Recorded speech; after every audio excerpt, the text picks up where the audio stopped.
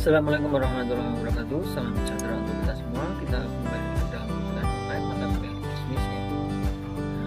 Untuk pertemuan kali ini adalah pertemuan ke-10 ya. Kita akan membahas mengenai bisnis e-commerce ya.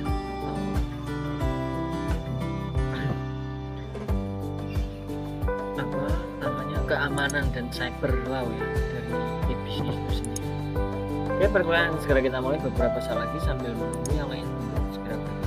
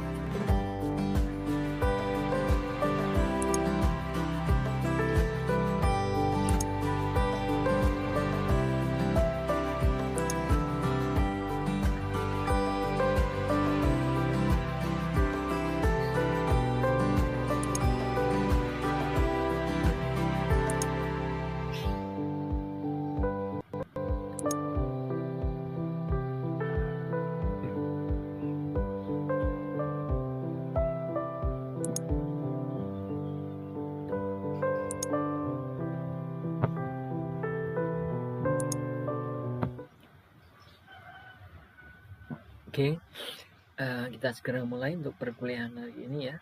Untuk pertemuan mata kuliah e-bisnis, pertemuan ke-10 dengan pembahasan yaitu hukum e-commerce, keamanan, dan cyber law ya.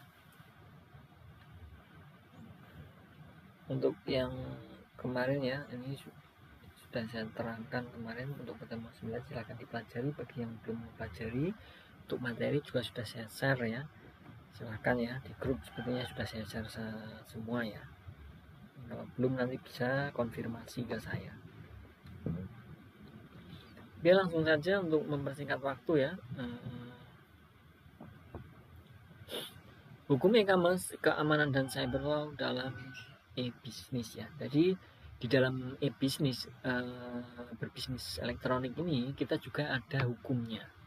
Tidak beda dengan bisnis dalam hal konvensional, itu juga tentunya dengan berdasarkan hukum ya. Ada hal-hal yang tidak boleh dilakukan dan hal-hal yang harus dilakukan itu seperti apa saja. Nah, itu adalah semacam hukum ya. Jadi kita ada aturannya. Nanti kalau tanpa aturan, tanpa hukum, nanti akan tertimbul terhadap ketidakpercayaan terhadap konsumen, kemudian tipu menipu ya. Nah, itu pasti ya. Kemudian untuk cyber law juga nanti ini kejahatan di internet ya, itu sering ya. Nah, bagaimana dengan keamanannya di dalam bisnis tersebut, itu yang harus diperhatikan. Untuk pembahasannya kita ke hukum dan cyber law ya.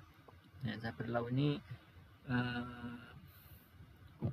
hukum dalam hal apa namanya, yang ada kaitannya dengan keamanan bisnis kita ya. Ada kejahatan di internet. Dan juga nanti kita akan membahas mengenai hukum e-commerce di Indonesia itu seperti apa, kemudian yang e-commerce internasional itu seperti apa ya. Jadi kita perlu tahu ya, sebelum kita menjadi seorang pelaku bisnis misalkan. Nah, itu kan tentunya harus tahu alur-alurnya, kemudian ada hukum-hukumnya ternyata. Nah, kalau kita hanya otodidak dalam hal bisnis lalu kita langsung berbisnis tidak tahu hukum dan lain sebagainya, itu saya rasa kurang maksimal ya nantinya ya. Ada kalanya ya kita juga harus memperhatikan aturan-aturan, kemudian teorinya dalam hal menjadi sebuah bisnis elektronik atau bisnis itu seperti apa, itu juga perlu dipelajari. Jangan langsung kita langsung terjun tanpa ada istilahnya, tanpa ada ilmu ya. Itu takutnya nanti akan tidak sukses ya dalam hal berbisnis. Hukum e-commerce di Indonesia ini secara signifikan tidak mengcover aspek transaksi yang dilakukan secara online ya. Jadi akan tetapi dalam hal hukum yang bisa menjadi pegangan untuk melakukan transaksi secara online ya. Contohnya untuk Undang-Undang Nomor 8/97 tentang dokumen perusahaan, UU dokumen perusahaan telah mulai menjangkau ke arah pembuktian data elektronik ya. Jadi walaupun ya karena kita berbicara di internet ya, online ya, itu terkadang tidak bisa signifikan ya, tidak semua hukum tersebut bisa mengcover aspek transaksi yang dilakukan oleh penjual maupun pembeli di dalam e-bisnis. Akan tetapi paling tidak kita ada pegangan sebagai pebisnis ataupun sebagai pembeli misalkan ya, itu ada undang-undangnya ya. Nah, ini saya rasa untuk zaman sekarang ini semakin maju ya, karena kebanyakan sekarang itu lebih ke online. Itu pasti untuk pembuktian dalam data elektronik di dalam transaksi khususnya itu saya rasa sudah lebih bagus ya. Keamanannya juga saya rasa pasti akan lebih ditingkatkan ya di setiap marketplace masing-masing ataupun e-commerce masing-masing. Kemudian yang berikutnya ada pasal 1233 KUHP Perdata ya. Isinya adalah perikatan lahir karena suatu persetujuan atau karena undang-undang. Berarti dengan pasal ini perjanjian dalam bentuk apapun diperlukan dalam hukum perdata. Nah ini kaitannya dengan e-bisnis itu sudah diperbolehkan ya, jual beli dalam hal walaupun tidak secara langsung kita secara online, itu sudah ada pasalnya ya dalam hal perdata, hukum perdata. Nah, hukum perjanjian Indonesia menganut asas kebebasan berkontrak berdasarkan pasal 1338 KUHP ya, perdata. Nah, asas ini memberi kebebasan kepada para pihak yang sepakat untuk membentuk suatu perjanjian untuk menentukan sendiri bentuk serta isi suatu perjanjian. Nah, dengan demikian para pihak yang membuat perjanjian dapat mengatur sendiri hubungan hukum di antara mereka. Nah, setidaknya kalau kita menjadi pelaku bisnis maupun ibaratnya mau menjadi penjual maupun pembeli, itu kalau sudah paham ya, terutama bagi penjual itu harus tahu ya, karena ada hukum-hukumnya. Dan nanti bisa membuat menurut pasal 1338 KUHP ini kita bisa membuat suatu perjanjian dan menentukan di antara kedua pihak tersebut ya, isinya bagaimana itu sesuai kesepakatan.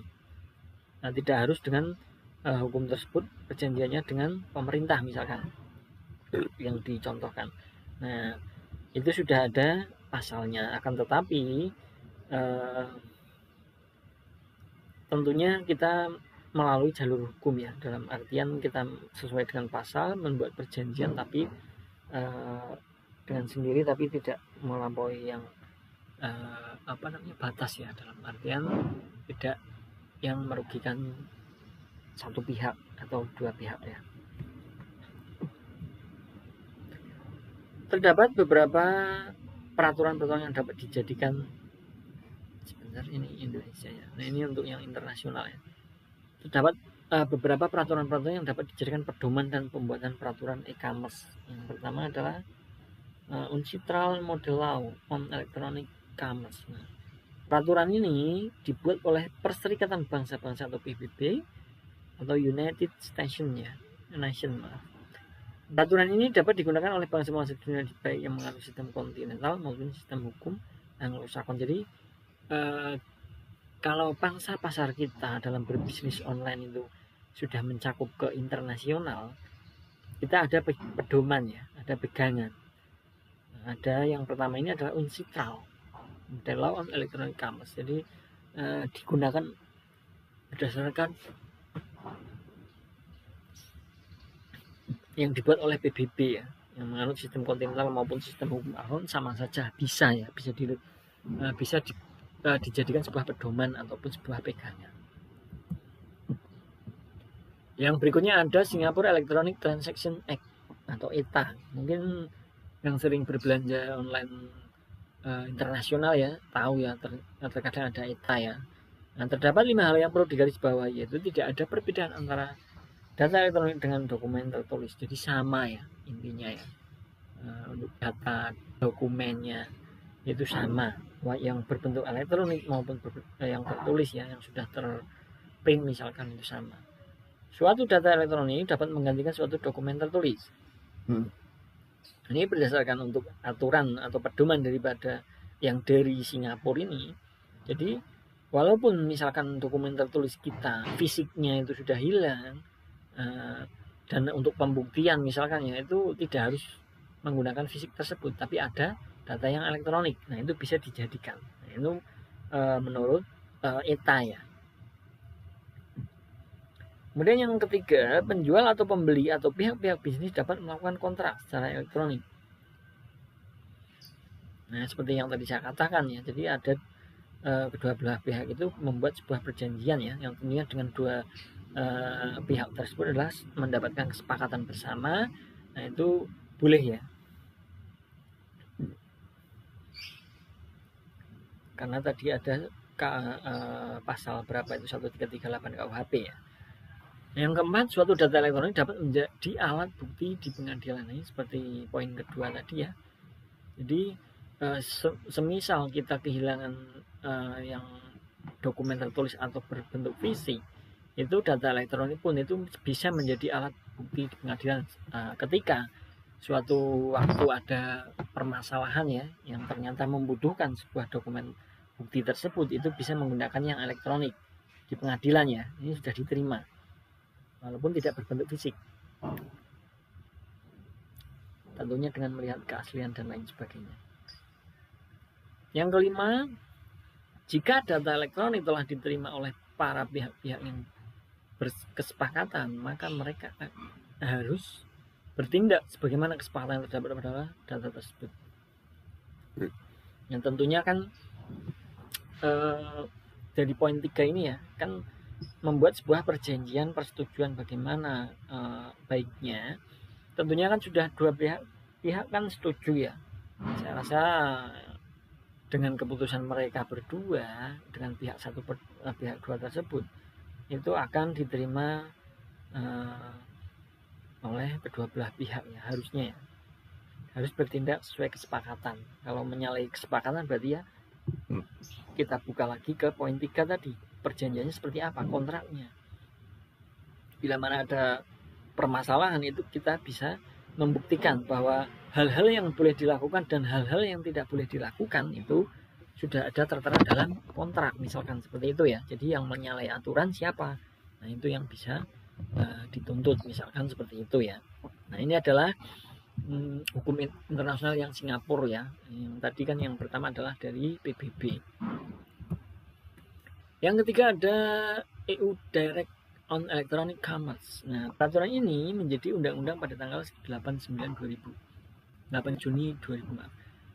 Terdapat beberapa hal yang perlu digarisbawahi, yaitu setiap negara-negara anggota akan memastikan bahwa sistem hukum yang mereka bersangkutan memperoleh kontrak dibuat dengan menggunakan sarana elektronik. Jadi dari EUD ini ya diwajibkan ya mungkin ya ini ya, untuk dari negara-negara yang bertransaksi ya, misalkan negara satu dengan negara dua itu bisa benar-benar memperbolehkan kontrak dengan secara elektronik. Mungkin ada sebagian ya, mungkin nanti bisa menjadi PR kalian dicari ya, negara mana yang tidak bisa menggunakan secara elektronik, mungkin ada sebagian ya. Kemudian para negara anggota dapat pula membuat pengecualian terhadap ketentuan dalam hal kontrak untuk membuat atau mengalihkan hal atas real estate. Nah ini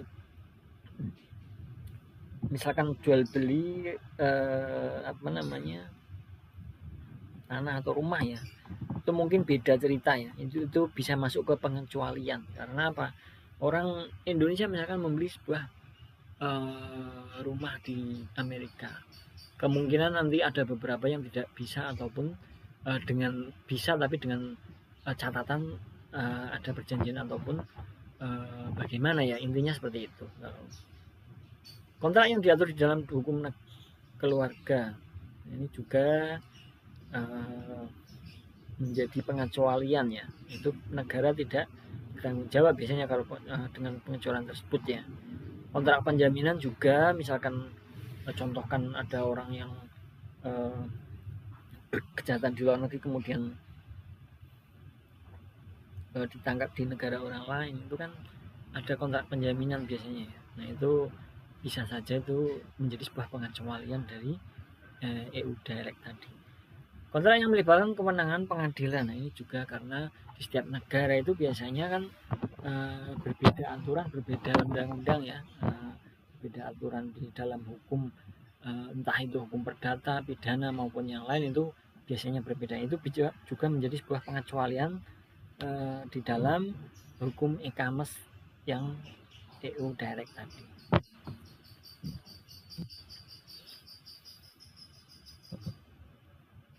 Oke, itu adalah hukum dari e-commerce ya tadi ya, yang Indonesia juga sudah ada, kemudian internasional juga ada beberapa contohkan, mungkin boleh kalian ditambahkan misalkan ada hal yang kalian temukan baru ya.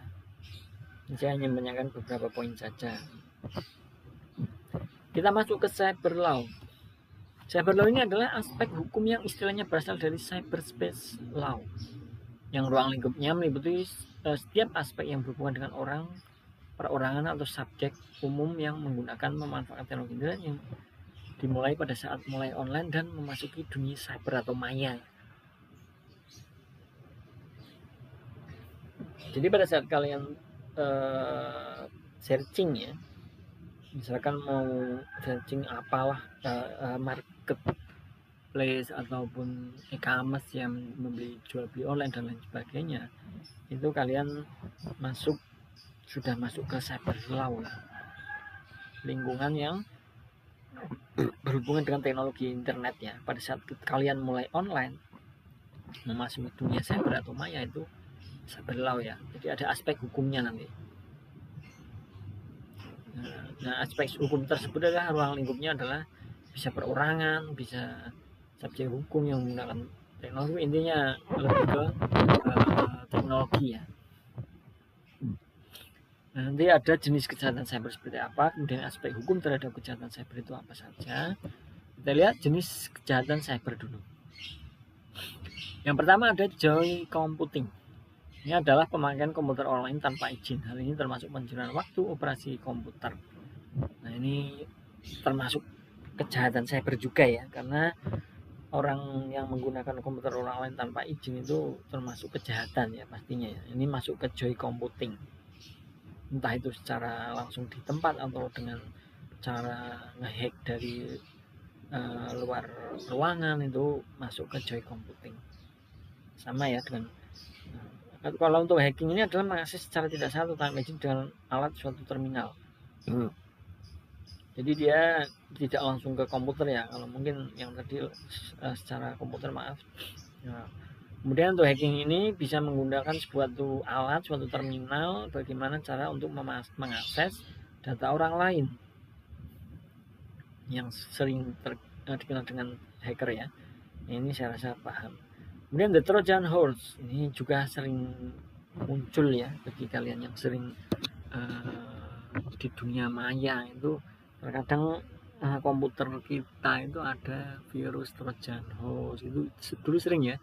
Nggak tahu kalian untuk sekarang pernah enggak ini, karena sekarang jarang ya. Kalau untuk ini Trojan horse ini ada manipulasi data atau program dengan cara mengubah data atau intrusi pada sebuah program, menghapus, menambah, menjadikan tidak terjangkau dengan tujuan untuk kepentingan pribadi atau orang lain. Nah ini bentuknya itu dia modelnya ya, bisa menghapus, menambah, mengubah ya. Jadi mengecoh intinya di dalam data orang lain. Nah, kita tanpa sadar mungkin ya, loh kok berbeda misalnya. Nah itu kemungkinan ada Trojan horse-nya ya, kejahatan cyber melalui Trojan horse. Sering ya dulu saya zaman awal, mungkin kalau untuk sekarang keamanannya lebih bagus sih, kalau untuk Trojan horse jarang. Tapi tidak menutup kemungkinan terkadang, karena untuk zaman semakin canggih itu virus juga semakin canggih ya. Terkadang kita tidak sadar, tidak terdetek, tapi kita sudah kena Trojan horse. Nah itu yang bahayanya seperti itu. Kemudian yang berikutnya ada data leakage. Nah ini menyangkut bocornya data keluar, terutama mengenai data yang harus dirahasiakan. Misalkan ada sebuah perusahaan datanya tercuri kemudian bocor ya,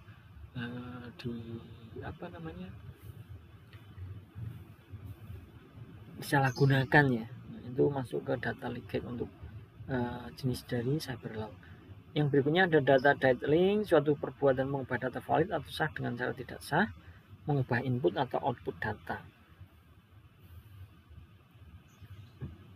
Jadi pengubahannya itu data valid ya, datanya valid, tapi dengan cara tidak sah ya, karena tidak bukan pemiliknya atau bukan yang berwenang ya. Jadi bisa mengubah inputnya, mengubah outputnya, takut. Nah itu terkadang kalau ada kesalahan data di dalam suatu perusahaan itu tidak melulu karena administratornya ya. Terkadang ada juga menyangkut dengan data diddling tadi. Datanya valid, tapi caranya tidak sah ya. Ternyata input outputnya itu tidak sesuai di perusahaan tersebut. Nah itu masuk ke data diddling. Yang berikutnya atau frustrated data communication atau diddling, penyanyian data komputer ya. Jadi terkadang tidak kalau orang disia-siakan ya datanya komputer itu. Dan software privasi, nah, yaitu pembajakan perangkat lunak terhadap hak cipta yang dilindungi haki. Nah, ini kalau semacam crack ya, nah, itu juga masuk ke data cyber law ya. Oke, ini beberapa jenis kegiatan cyber law ya. Silahkan nanti ditambahkan kalau memang ada tambahan ya, ditambahkan sendiri. Dan sebagai PR kalian itu mencari tahu juga ya, jangan hanya mematok dari materi yang dari saya saja, dikembangkan itu lebih bagus, jadi akan lebih paham, akan lebih berwawasan ya. Kemudian ada aspek hukum terhadap kejahatan cyber ya. Nah, dalam kaitannya dengan penentuan hukum yang berlaku, dikenal beberapa asas yang biasa digunakan. Jadi ada cyber, dengan adanya cyber, kejahatan cyber ya, itu harus ada aspek hukumnya. Nah, ini ada beberapa ya asas yang biasa digunakan. Yang pertama adalah asas subjective territoriality. Asas yang menekankan bahwa perlakuan hukum ditentukan berdasarkan tempat perbuatan dilakukan dan penyelesaian tindak pidana dilakukan negara lain.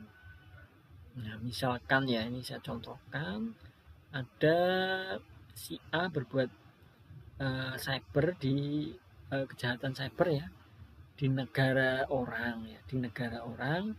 Nah, di situ ternyata ketangkap. Tapi di sana sudah ditindak ya,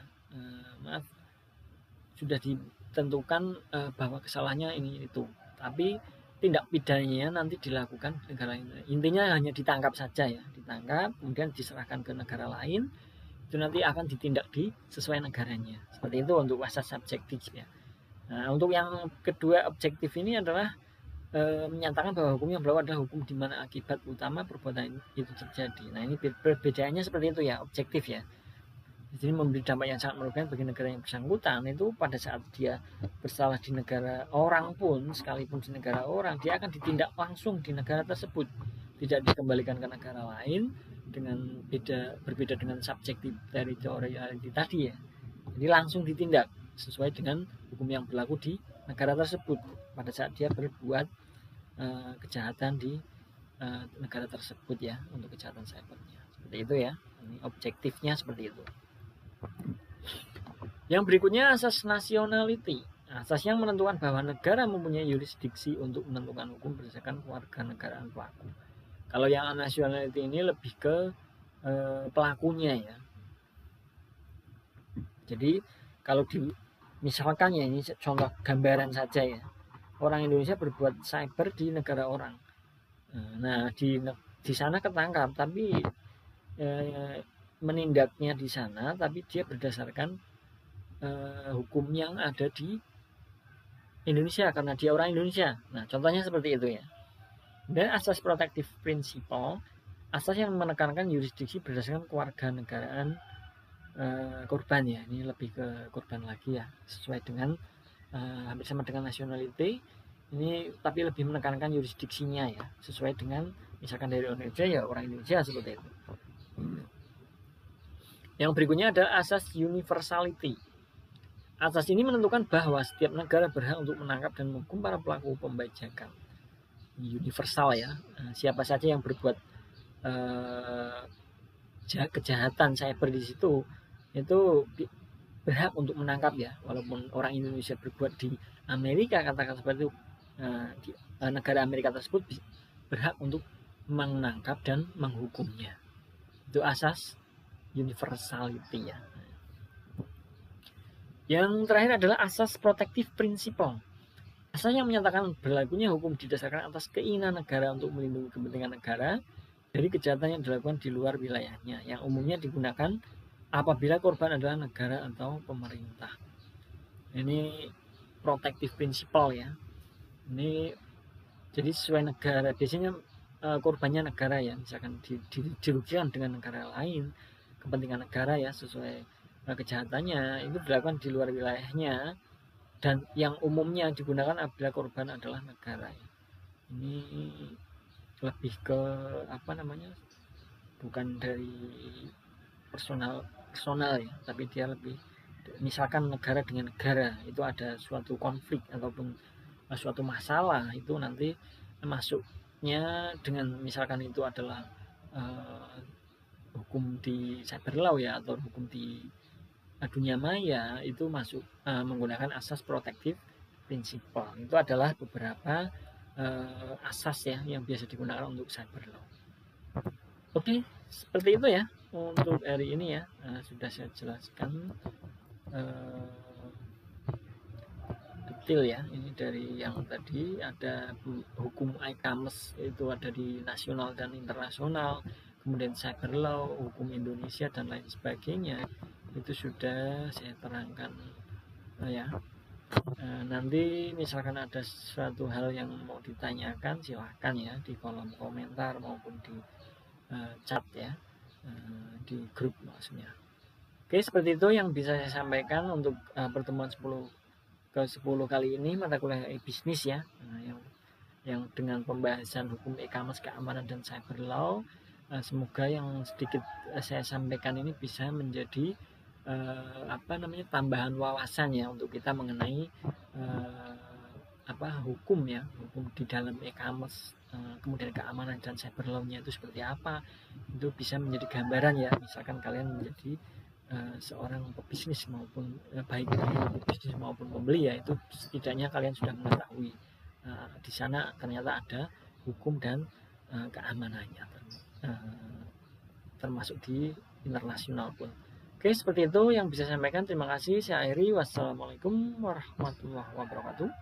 Salam sejahtera untuk kita semua. Selamat beraktivitas kembali. Terima kasih.